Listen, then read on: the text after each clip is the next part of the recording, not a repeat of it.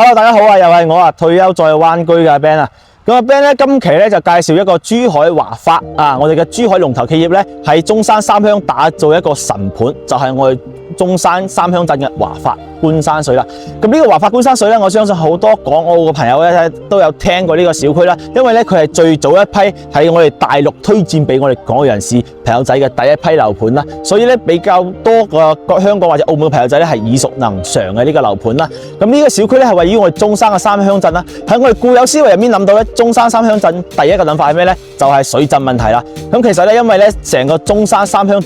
鎮中心嘅位置咧係屬於成個五桂山嘅一個盆地嘅位置啦，所以呢個水浸情況咧係比較嚴重，再加埋咧三鄉鎮發展得比較早期啦，所以呢個排水系統係做得比較差嘅。所以咧平時好多朋友仔話，三鄉鎮成日水浸啊，所以咧我買樓我一定唔會考慮三鄉鎮，因為以後人哋個朋友仔過嚟揾我食飯飲茶嘅時候浸咗人哋台車點算咧？咁其實咧我哋今日介紹樓盤，你完全唔使擔心啦，因為我哋嘅華發觀山水咧係位於我哋中山五桂山山下去起嘅半山腰嘅小區咧，我相信咧如果連呢個半山腰都去水浸情況下咧，咁好多朋友仔咧其他地方都唔使諗啦，因為海嘯過嚟都未必吸到佢啦。咁首先咧講翻我哋成個三鄉鎮呢個小區嘅位置啦，位於我哋中山三鄉鎮105角道嘅旁邊啦。依家咧小區咧經過5到8年一個發展啦，樓下已經開通咗我哋小區嘅一個業主巴士啊，就係我左前方就可以等車啦。平時候咧如果過嚟我哋小區或者翻香港嘅情況下咧，坐我哋80蚊嘅一個業主巴士咧，直接可以翻到我哋香港太主、荃灣等等，交通嚟講都係比較方便啊。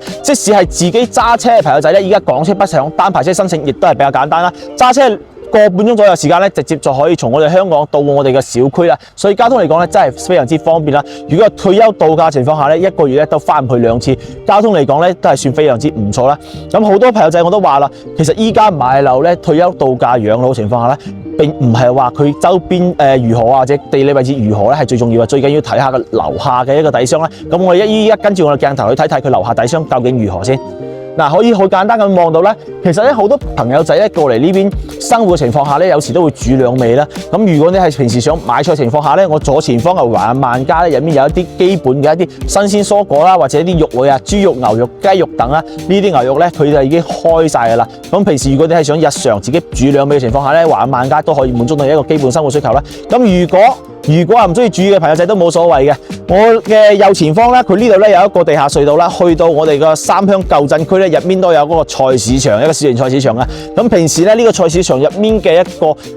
菜類嘅品種會比較多啦，咁可以完全滿足翻你一個日常嘅即係需要買菜嘅一個要求啦。咁除咗呢啲之外咧，咁如果你好似話你唔想煮飯朋友仔咧，樓下咧我哋基本開業晒我哋呢啲類似粥粉麵飯啊等呢啲咁嘅基礎餐飲咧都係已經開業晒啦。你好似如果係平時有朋友想招呼情況下，呢啲精品熱菜咧，亦都係開放咗噶啦。咁同時咧，如果平時又唔想出去食，我又唔想喺外面消費，想食得健康啲咧，我哋小區咧亦都係已經開通咗我哋嘅業主食堂啦。平時咧，業主咧直接可以喺呢邊咧享受翻佢嘅業主食堂啦。食飯嚟講都唔算好貴嘅，10零蚊就有一餐飯食啦，而且咧輕鬆方便，最緊要健康啊嘛。咁你可以望到咧，其實我哋呢個步行街咧，依家咧人係比較少，因為點解咧？因為咧依家呢個時間咧係年初8啊，今日拍攝嘅時間係年初8啦，好多朋友仔咧都係未翻嚟嘅，所以可以望到成個小區嘅一個人氣咧係比較差。其實如果係過年嘅時候咧，其實我都有過嚟呢邊睇咗下，因為阿 Ben 係珠海本地噶嘛，咁平時周邊都會去嚟去嘅。咁其實年初1、2嘅情況下咧，我見到好多港澳朋友仔咧都有揸車上翻嚟呢邊咧去度過呢一個肥年嘅，可以望到成個小區咧，成個小區依家樓下底箱咧開到七七八八啦。你基本一啲基礎嘅一啲衣食住行嚟講咧，喺成個小區樓下都可以滿足到。即使如果中意食朋友嘅朋友，即係中意食宵夜嘅朋友仔，或者中意飲2杯朋友仔咧，夜晚我哋都係有開放翻我哋一個宵夜街俾到大家嘅。可以望到啦，好似話呢啲烹製嘅四川菜啦，或者我石鍋魚嘅呢啲川菜啦，亦都係我哋樓下就可以享受得到啦。咁如果你話平時除咗行街啊，睇食飯呢啲咧，同埋食呢啲最基礎嘅嘢咧，我有冇啲咩普通少少嘅嘢咧？即係我想飲2杯奶茶，飲2杯咖啡，去度過下我哋下午一個無聊嘅時間，亦都係冇問題嘅。可以望到我右前方咧，呢一個咖啡館咧都係已經開業啦。咁如果唔中意食飯嘅朋友仔咧，喺呢邊食2個歐式麵包啊，飲杯咖啡咧，都可以度過翻我哋一個愉快嘅下午啦。咁除咗呢個之外咧，有幾個朋友仔係想過嚟呢邊，度下假養下老嘅情況下，我少不了有啲娛樂活動啦，類似咩咧，搓下腳啦，係嘛，唱下歌啦，呢啲都冇所謂，因為我哋嘅呢一個華發觀山嘅商業街咧，都係已經有我哋類似一啲咁嘅棋牌室啦。咁比如依家咧，其實我見到佢收費都好平喎，4個鐘、6個鐘嘅麻雀房咧，其實依家收費咧都係60蚊到80蚊左右之間咧就可以有啦。所以咧喺呢邊嘅消費真係非常之輕鬆、非常之舒服嘅。喺呢個小區生活咧，你遠離咗我哋即係香港一個石屎森林嘅環境啦，擁抱翻我哋成個三鄉鎮大自然嘅一個景觀啦。我哋呢個三鄉鎮咧，依家咧呢個小區咧係圍繞係俾我哋成個5季山脈去圍繞包裹住嘅，可以講係天然嘅氧吧啦。咁平時喺呢邊生活情況下咧，除咗可以喺樓下散步之外咧，我哋仲可以爬下山啦。因為咧，我哋呢個緊鄰住我哋嘅5季山脈啦，平時爬下山亦都係一個唔錯嘅選擇啦。咁除咗呢之外咧，我哋周邊嘅美食咧都係比較之多嘅喎。因為咧，我哋依家目前嘅三鄉鎮咧係圍繞住我哋嘅即係緊鄰住我哋一個板符鎮啦、神灣鎮啦。我哋周邊嘅農莊亦都係比較之多。如果平時中意食啲美食嘅朋友仔咧，可以去探訪我哋周邊嘅農莊咧。我諗咧冇50家到100幾家嘅，即係農莊係特別之多啊！如果中意美食嘅朋友仔，千祈唔好錯過啦。咁同埋呢個之外咧，據不完全統計咧，我哋成個三鄉鎮啊，係成個珠三角地區咧居住香港退休人士最多嘅一個城鎮啦。依家咧基本咧係接近就有2萬嘅長期定居嘅即係中山三鄉嘅一個港澳退休人士咧喺呢邊居住嘅，係成個珠三角最多嘅地方啦。再加埋咧，仲係唔包括話平時過嚟呢邊度假嘅朋友仔啦，可以喺呢度小區居住咧，真係可以做到同聲同氣啦。有啲咩情況下咧，都可以做到鄰里之間咧互相幫忙。同埋咧，我知我哋依家華發觀山佢屬於呢個小區咧，接近80%，即係接近80%嘅業主咧，都係我哋嘅香港人士啦。所以咧，周邊嘅即係我哋嘅一個鄰里素質咧，亦都係比較之高啊！即係完全做到同聲同氣啦，同埋唔會話有好多鄰里即係樓上樓下鄰里之間嘅拗撬，喺呢邊住起身亦都係比較慳心嘅。咁同埋咧，我哋成個華發觀山屬於三鄉鎮喺呢個三鄉鎮嘅位置嚟講咧，周邊咧亦都係有我哋嘅三鄉鎮醫院啦，同埋我哋嘅一個廣州附屬醫院啦、中醫院啦，可以保障翻我哋日常嘅一個身體健康嘅一個問題啦。如果啲咩頭暈身㷫嘅情況下咧，亦都可以幫你治療得到嘅。再加埋咧，依家其實好多香港嘅呢一個所謂嘅醫療券啦，亦都可以喺大陸消費到啦。同喺呢邊睇病咧，其實喺香港咧真係冇乜分別咯。咁如果係有啲咩小病小痛嘅情況下，樓下都有藥房啦，可以俾你買一啲退燒藥或者感冒藥等啦，治療一啲日常嘅咳嗽等問題，亦都係比較簡單嘅。OK 啦，咁呢個小區咧，其實可以望到咧樓下嚟講咧，真係住得比較 OK 啦。我哋即時入去小區睇睇佢到底入屋如何先。咁我哋依家咧已經嚟到成個小區花園嘅實體園林景觀部分啦。咁其實係同我哋以往好多小區唔同嘅情況下咧，好多小區咧佢起少少賣少少，然之後咧將個小區整靚少，即係小區花園咧整到靚少少。但係咧呢個發展商就唔會，因為咧佢依家整體嘅園林部分咧已經交付咗接近1年半嘅使用時間啦。華發物業咧其實講真嘅，佢真係好唔錯啦，因為咧其實喺珠海買個樓嘅朋友仔咧都知道咧，喺珠海買樓認準華發，因為點解咧？唔單單係認可我哋華發嘅建築質量咧，而且係認可咗我哋珠海華發物業嘅管理啦。因為你可以望到咧，依家成個小區咧整體咧，我哋已經交付咗俾業主使用咗1年半嘅時間。成個小區總體嘅綠化面積亦都係比較之高啦，35% 嘅一個總體綠化面積咧。平時食完飯落嚟散步咧係非常之唔錯嘅選擇。成個整體小區咧係圍繞住我哋嘅5季山而建嘅，可以講係天然嘅大氧吧咧。喺樓下散步真係非常之舒適啊！咁同時候咧，我哋依家咧現樓現證嘅狀態下咧，你依家買就可以即時交付俾你啦。同時可以望到咧，即使我哋依家交付咗1年半嘅時間咧，可以望到咧小區物業打造嘅情況咧都係非常之唔錯啦。經過咁多小區業主嘅反映，包括華發新城嘅業主啦、華發世紀城嘅業主啦等呢啲業主反映咧，其實佢哋華發嘅物業管理質量真係非常之唔錯啦。所以話喺呢個小區買落嚟一定係冇得輸嘅。咁我哋話不囉嗦，即時入去睇睇佢嘅示範單位究竟如何。我哋依家已經嚟到佢一個示範單位嘅部分啦。同樣咧，呢個小區係2梯4戶嘅一個設計啦。小區電梯出嚟咧就係我哋嘅一個房嘅位置啦。可以望到咧，一入門口咧，左手邊同樣係一排到頂嘅玄關計部分啦。到時候咧發展出嚟都係做好咗呢個咧贈送俾你。平時喺呢邊收納翻我哋50-60對鞋咧都係輕輕鬆鬆啦。一出到嚟可以望到咧，成個整體開間嘅佈局咧亦都係非常之經典嘅一個設計啦，單朝向朝南向嘅一個戶型啊，客廳同飯廳嘅位置咧，個開闊咧都係一模一樣嘅。首先入門口左手邊咧就係我哋一個獨立嘅緊廚啦，做一個 L 字形嘅一個設計啦。同樣我哋第3個住宅咧一樣咧係贈送咗我哋正常嘅3件套啦。我哋嘅抽油煙機啦、煮食爐啦，同埋我嘅洗碗機都係有嘅，包括呢個獨立嘅大聲盤亦都係做好贈送俾你嘅。呢個位置預留咗我哋嘅一個雪櫃冰箱嘅位置啦，單開冰箱，但係咧唔係話特別大，但係足夠使用啦。到時候咧呢度交流部分咧，亦都係有一個玻璃趟形成我哋一個獨立緊廚嘅。咁我哋嘅廚房部旁邊咧就係我哋一個生活嘅副露台啦。咁當然咧，如果你覺得廚房唔夠大嘅情況咧，亦都可以將我哋嘅廚房通鋪出嚟咧，將我哋嘅廚房做形成一個超級大嘅一個獨立緊廚啊。但係咧，阿 Ben 個人建議咧係預留翻出嚟，因為點解咧？到時你個洗衣機啊，包括我哋嘅一個熱水器位置咧，都可以擺翻喺呢一度，完全冇影響我哋主露台嘅一個視野同景觀部分啦。包括我哋嘅衫褲都晾喺度嘅，更加大大咁增加咗我哋私隱嘅一個空間啦。咁我哋嘅廚房出到嚟咧，就係我哋嘅一個飯廳位置啊。我哋嘅飯廳咧，因為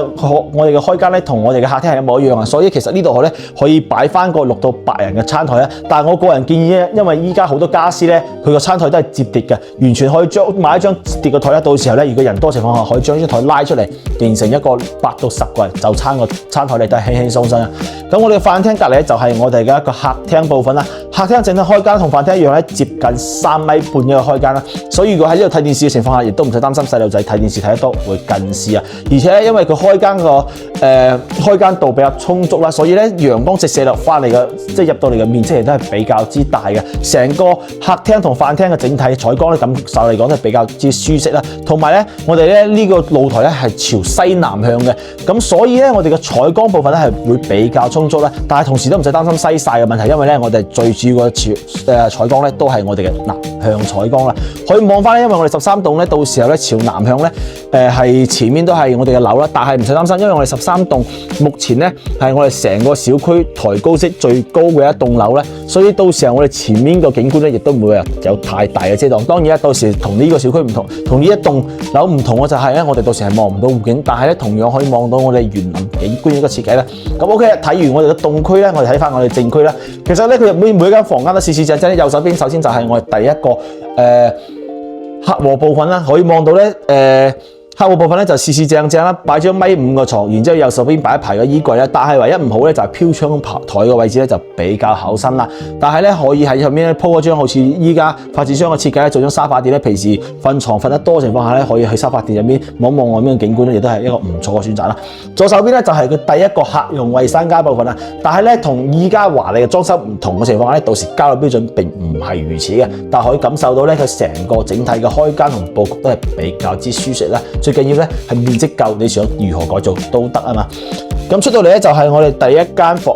二個房間。咁呢一個房間咧發展商咧佈建咧係我哋陽台部分嘅，所以咧佢可以睇翻佢整體嘅空間咧並唔算特別之大，但係你可以做一個書房又好啊，或者做翻一個兒童房，亦都係可以接受到嘅。係啦，呢個房間就四四正正冇乜好講嘅。入到最後面就係我哋主人房嘅部分啦。主人房咧佢個套設嚟講咧個面積空間咧會比我哋個客用衞生間要仲加之大。你依家基本咧所見咧即所得啦，同我哋交流標準亦都係唔相差得幾多，到時個壁龕位置等咧全部做好晒贈送俾你嘅。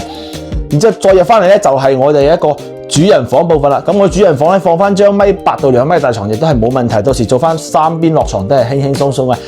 左邊咧仲可以做翻一排到頂嘅衣帽櫃嘅。咁可以其實好多朋友仔咧睇完呢個戶型咧都會覺得喂，呢個戶型其實咁受起身咧並唔適合我，因為點解有啲細啊。咁我買翻落嚟以後退休養老度假嚟講，我一定係想啲大少少嘅面積噶嘛。但係冇所謂啊，因為個價錢擺喺度啊。好似我身後呢間房咧總價咧60萬左右咧就可以立低啦。咁如果覺得細朋友仔都冇所謂，我哋依家仲有間105平方嘅大3房，嗱，馬通頭我哋即時去睇睇。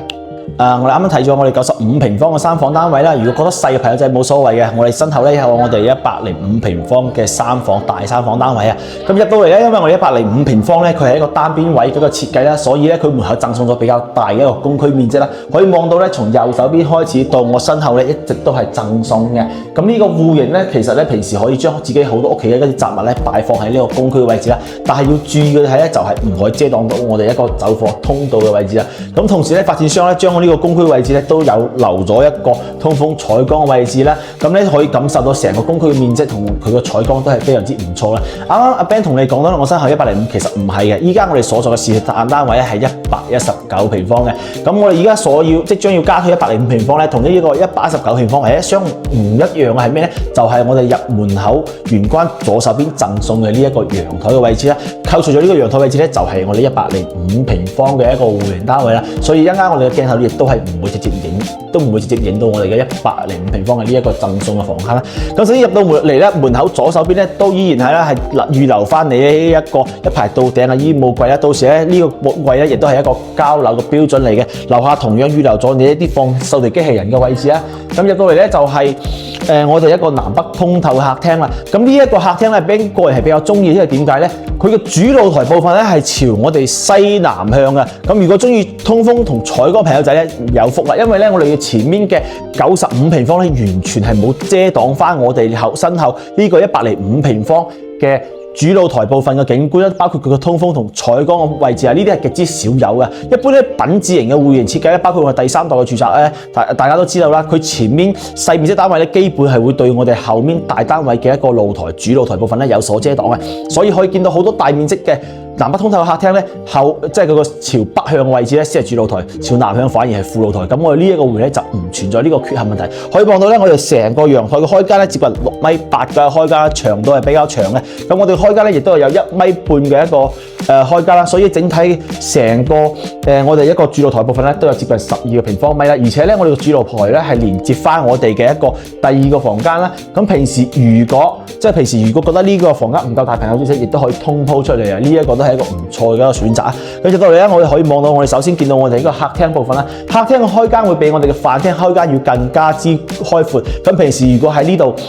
放好電視喺呢邊坐情況下咧，完全都唔使擔心近視嘅情況啊！然之後咧，我哋客廳後面就係我哋呢個飯廳部分啦。喺呢度咧擺翻張6到8人嘅長台或者圓台咧，都係冇問題嘅，容納7到8個人頭餐係輕輕鬆鬆嘅。咁飯廳隔離一定係我哋嘅廚房部分啦。咁廚房部分咧，佢做咗一個 U 字形嘅設計咧，從洗、切、煮一體化。呢度咧可以放翻我哋嘅微波爐或者我哋嘅電飯煲位置啦。佢個佈局亦都比較之合理啊。喺呢個位置咧，同時可以預留翻一個大少少嘅細少少嘅雙號冰箱位咧，亦都係冇問題嘅。咁可以感受到咧，其實成個佢嘅呢一個廚房空間個感受嚟講，亦都係比較充足嘅。咁出到嚟咧，就係我哋一個副露台嘅位置。咁副露台唔使講啦，呢個副露台好喺邊度咧？平時咧，佢呢個生活副露台咧，可以喺邊晾衫啊、洗衣機等呢啲咁嘅嘢咧，都可以擺放喺呢邊。包括我熱水器預留嘅位置，亦都係我身後嘅。咁可以感受到，喂，如果平時喺邊晾衫情況下，亦都唔會影響翻我哋主露台嘅一個景觀部分啦。咁我哋動區嘅位置咧睇完啦，我先睇個正區先。首先咧，我哋睇咗呢一間直接連接翻我哋主露台嘅呢一個房間啦。咁呢個房間咧，如果覺得細嘅朋友仔都冇所謂啊，因為呢個房間咧可以直接通鋪出我哋嘅露台部分啦。如果覺得細嘅朋友仔直接通鋪完出去咧，我哋呢可以做一個超大嘅次臥啦，做兒童房或者做我哋老人房都係一個唔錯嘅選擇啦。再加埋咧，你呢度咧，如果通鋪出去情況下，即使唔通鋪情況下，喺呢度擺一張1.8米嘅大床，然之後咧做兩邊落床位都係輕輕鬆鬆嘅。到時呢個位置咧擺翻一排到頂衣帽櫃啦，收空間亦都係比較十足嘅。咁我一出到我哋嘅次臥旁邊咧，就係我哋嘅客廁部分啦。我哋客廁部分亦都係比較舒服嘅，而且咧佢開間嚟講咧都有接近1.5米以上嘅，最窄嘅位置都有1.5米以上，而且壁龕位置等做晒好俾你。你而家所見即所得，包括頭頂嘅亮巴啦，佢個燈光啦，包括佢個鏡櫃啦，完全都係做好晒俾你啦，同埋佢嘅星盤啊、馬桶等部分都係做好晒俾你嘅。乾濕分離嘅洗手間啦。咁左手邊咧就係一個比較暗少少嘅房間，因為呢個房間咧佢朝嘅係我哋嘅一個東北向嘅一個位置啦。咁呢個東北向嘅位置，日頭嘅採光咧係比較好嘅，但係下午嘅情況下就唔會接觸到西曬嘅問題啦。但係咧，因為當然啦，朝北向嘅情況下咧，下午一定係比較暗少少嘅啦。但係都冇所謂啦，因為呢個發展商咧，佢係冇咩飄台嘅位置啦。樓下咧都幫你做咗一個好多嘅收納空間。當然啦，呢一個床咧係需要自己訂做嘅，但係冇所謂。其實自己喺呢個房間嘅情況下咧，擺張1.8米到2米嘅床咧，都係綽綽有餘嘅。包括到時呢邊做翻一排到頂嘅衣帽櫃啦，空間亦都係比較充足啦。不過1.5平方咧做到3個房間咧，四四正正都係好唔錯嘅。入到咧就係我哋主人房部分啦。但係相比於另外兩個房間嚟講，主人房就唔係話特別出色，因為點解咧？佢多咗一個飄台部分嘅位置啦。呢個飄台部分我哋只係佔咗呢間屋企嘅空間又比較多，所以整體睇起身咧，成個房間嘅整體空間嚟講會比較之窄啊。但係冇所謂啦，可以喺呢邊做一張都係同樣1.8到2米大床，亦都係冇問題嘅。到時喺呢度擺個床頭櫃咧，都預留咗俾你嘅。咁到時候咧喺呢個空間嚟講咧，四四正正啦，可以比較即係接受到啦。入到嚟咧，仲有我哋一個4 set 嘅衣帽櫃部分啦，可以留翻我哋嘅一個收納空間喺度啦，就唔使將我哋嘅衣櫃咧做喺外面啦。入到嚟咧就係我哋主人衞生間嘅部分啦。同樣咧最近嘅即係最窄嘅位置咧，同樣都有1.5米嘅開間啦，就包括咧做埋好壁龕啊，同埋呢啲廚衛用品啦，全部做好晒俾你嘅。咁可以感受到成個華發嘅一個交樓標準嚟講，亦都係比較唔錯，真正可以做到拎包入住啦。而且我哋依家所售嘅13棟咧係現樓狀態啦，你基本依家買嘅情況下咧就可以買啲傢俬咧就可以入住啦，輕輕鬆鬆啊！最緊要係咩啊？佢目前嘅價錢，因為咧價錢嚟講咧只要6000蚊左右一方就可以買到啦，價錢真係非常之極具經驗啊！咁可以咁講咧，如果對於呢個華發觀山水嘅小區咧感覺到有興趣情況下咧，歡迎左上角聯絡阿 Ben 啦，或者可以咧加阿 Ben 右上角一個微信啦，聯絡阿 Ben 嘅，或者想揾更加多大灣區適合我哋香港人士咧退休養老度假嘅神盤咧，亦都可以持續訂閱阿 Ben 嘅頻道。咁我哋今期節目就到依家為止啦，我哋下期再見，拜拜。